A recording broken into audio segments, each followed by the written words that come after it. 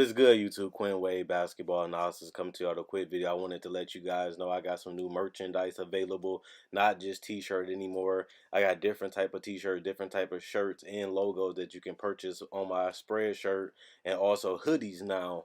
We have expanded and added more to the channel and more merchandise for the brand. Thanks for supporting. It will be in the description and the links will be in the comment section below. Thanks for helping me and supporting the movement. Quinn Wade Basketball Analysis, I'm going. What is good, YouTube? Quinn Wade Basketball Analysis coming to y'all with a quick video. Happy Mother's Day to all the fans as mothers or have a mother, or if they mother and them are fans. Thanks for the love and support throughout the last couple years that I've been doing this. Other than that, we're going to talk about Nico Mannion, another high-profile prospect. Very interesting guy, a legitimate 6'2", 6'3", 190. NBA body for the position he's going to play. A little undersized for the shooting guard. He's not a guy that you can really depend on to make plays consistently at the NBA level just because he's not the most explosive guy. Also, his shooting is a little streaky, and that could be tough because you have to rely on something in the NBA, and that's my biggest concern. I'm going to come out right out the gate and tell you, Nico Mannion, his ability to transition to the league will be questionable. That's why his draft stock ain't as high, just because we know he's not the best guy to break down defenses. He's not the best at finishing at the rim or getting to the rim in general. We also know the fact that you can allow him to take shots. He is a guy that can get hot. Like I said, he's streaky. He is a guy that can pull up from three, off the bounce, off the screens, and he can be a very important piece if he hones the skill of shooting and he finds another way to be impactful offensively. Because if he comes into the league with the mentality that he's just a shooter and a decent playmaker, because his shooting do open up things, because if you come off the screen you got to chase him. If you chase him too hard, he can get a little step ahead of you, get a floater, get a little bank off, drop it off, kick it out to a shooter. So his IQ is where it needs to be, but he's not a traditional point guard. So it will be interesting to see what team will pick him up so he can, play that off the ball way, because if you're a point guard and you can't handle the ball or create plays, you're going to have another guard or wing that can facilitate and handle the duty of setting you up or getting you the shot. And you're going to have them to be reliable, because if you can't create plays or you're not really a threat to really attack the paint, they're going to get close up on you and force you to dribble, force you to move, force you to, make a reaction. And if you can't beat them off the dribble or you don't have the handles to do it, you're going to struggle at the NBA level, because you're going against better athletes, longer defenders. And today, NBA, we got switch happy. A lot of teams like to switch. So they can always switch a guy that's longer or athletic and force you to shoot or force you to make a decision. And in Nico Mannion's case, he might have to give up the ball if he can't get to the rim or create another shot outside of taking the contested jumper. It works in college because everybody isn't the best athletes. Everybody don't have the explosion. Everybody won't be a quality player each team you play. So you can get away with it. But he still did shoot a bad percentage from three, even though he played in college. Just imagine how it's going to be when you have guys that's strong, when you have guys that's just as fast as you, if not faster, which is the case. You're going to have to really be able to get that shot off contested. And we seen it with Marco Bellinelli. Marco Bellinelli was one of those guys that have to be able to hit the tough shots. Like all his threes are not open. All his threes are not easy. Sometimes he take a lean in three. Sometimes he lean in. Sometimes he catch and throws it up even quicker with a faster release, like we've seen with Steph Curry. You have to make your release faster to make up that space that you can't create, because if you can't create that space, you're not going to get a clean look. The way to get a clean look is to get the ball off quicker. As soon as you have the space in the room, have that jump shot ready to go as soon as you get the ball, or having your mentality that if I get the ball, he meets me there, force the drives, because he can't get two positions. If he's still coming off the screen, you're going to have that first step, and that's something that Nico Mannion struggles at, is getting that first step and being able to handle the ball under pressure, being able to handle the ball in general. He's not a great ball handler like a Steph, like a Kyrie, where they can create the space or be able to get that first step off the dribble and hit a floater or a layup. That's what makes them special. But Nico Mannion is 19, and he's going to be an interesting guy to watch throughout his career, just because he is a guy, I'm not going to try to trash him. He has that bust potential just because He just don't have the body. He just don't have the consistent stroke, and he's going later in the draft. Some people have Nico Mannion going into the lottery. Shooters are a premium right now. It's easy to find guards that can shoot. And I think that that's something that I'm going to be interested in to see in him. Will a team be willing to take that gamble on a guy that might not have really no high upside, but also has the floor of being a role player when they can find better prospects? And that's going to be the thing that's going to be interesting with him in the draft, because Nico Mannion is no sure thing, but he also don't have that upside because of his size and his athleticism. He only can really do so much and get so much out of his body. Now, he can be a marksman and master his shooting, but will that be worth a lottery pick? Will that be worth a top 25 pick if that's all he can bring to the table is a little playmaking, a little shooting?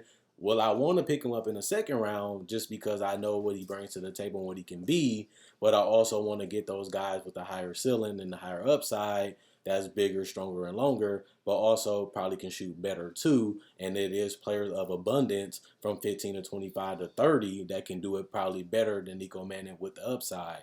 So that's going to be the question about Nico Mannion, is how will he translate, and will he be able to get a team that's going to live with the shooting woes, that's going to live with the potential of being a bad defender? Will his offense be able to make up because his defense will not be there possibly at the NBA level? Will his shooting usurp the knowledge that he might not be a great offensive player just because he doesn't have the handle, just because he's not the best finisher, and the fact that he does settle for a lot of floaters? Will his shooting be able to open up the rest of his game at the NBA level? He did it at the college level. Will it be able to open up at the NBA level, which will allow him to throw the lobs, the kick outs, allow him to dump it off for a mid range, and allow him to get lanes to the basket just because you don't want him to shoot? Now, we done seen guys like JJ Redick that was undersized, under athletic, but became a marksman. Kyle Korver was a guy that people wanted later in the draft just because you knew he can shoot. Those guys have had long journeyman careers. Those guys have played on great teams. Those guys was very important to teams, and that's what you will have to see in Nico Mannion, a guy that can handle a little bit, pull up from mid range, pull up from three, create a little bit, and those guys are cheap. Those guys bounce around, and even when you look at other guys like Wayne Ellington's and the Reggie Bullock, those guys longevity, but they bounce around. And will a team be willing to take him high in the draft when they know his upside is limited? When they know that you're only gonna get so much juice out of him as a player. So Nico Mannion is an NBA caliber player. He has an interesting, style of play. He has an interesting ability to make, what's due and what he's given.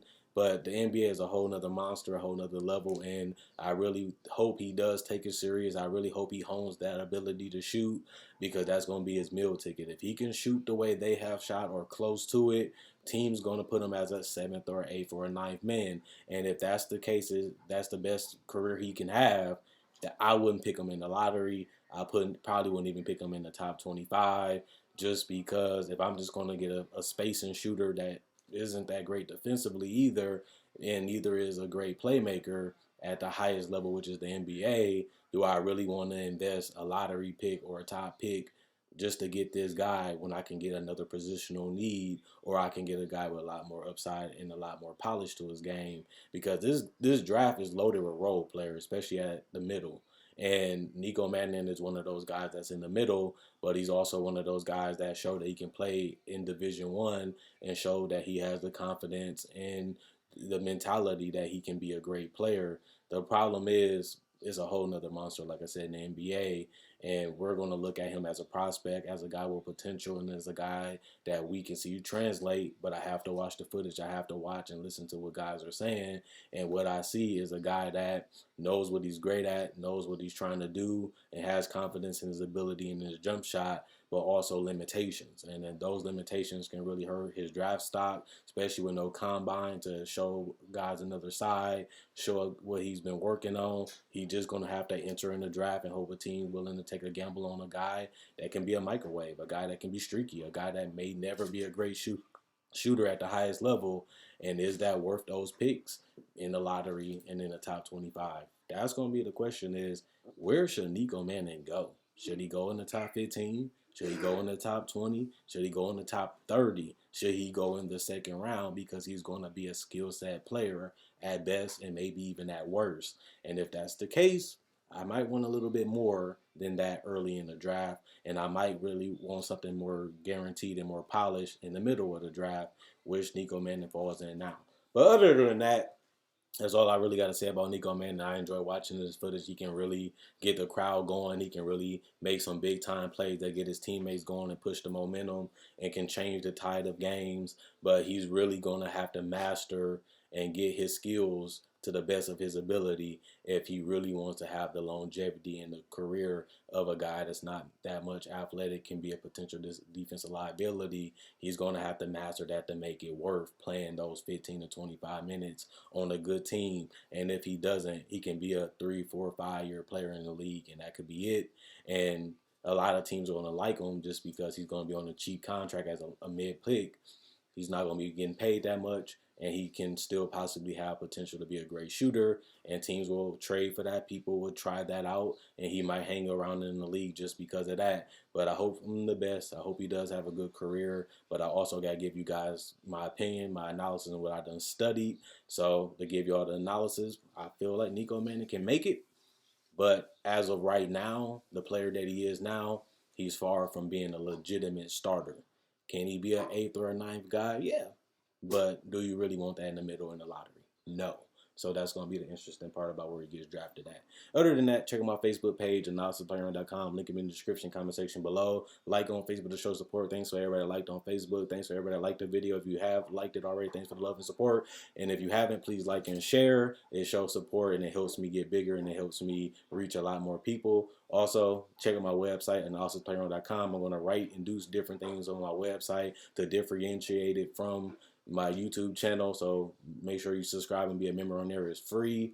Not only that, I make videos and discussion just like this. I cover the draft. I cover free agency. I cover trade deadline. I cover the playoffs. I do season previews, and I do cover the NBA regular season as long as it goes to the 82 games. And I do make videos, and I try to every single day. So if you love basketball, you love content, this is the channel for you. I also break down rookies. I also break down players. And I also break down legends. And if you want to see that, check on my YouTube channel. I have playlists of different type of things I do, so you can get a style and an ideal of what I do. So if you love that and you love what I've done here, this is the channel for you. Subscribe and become part of the family. Quinn Wade, basketball announcing. I'm gone. Hope you guys enjoy the holiday and enjoy your mothers and your family today.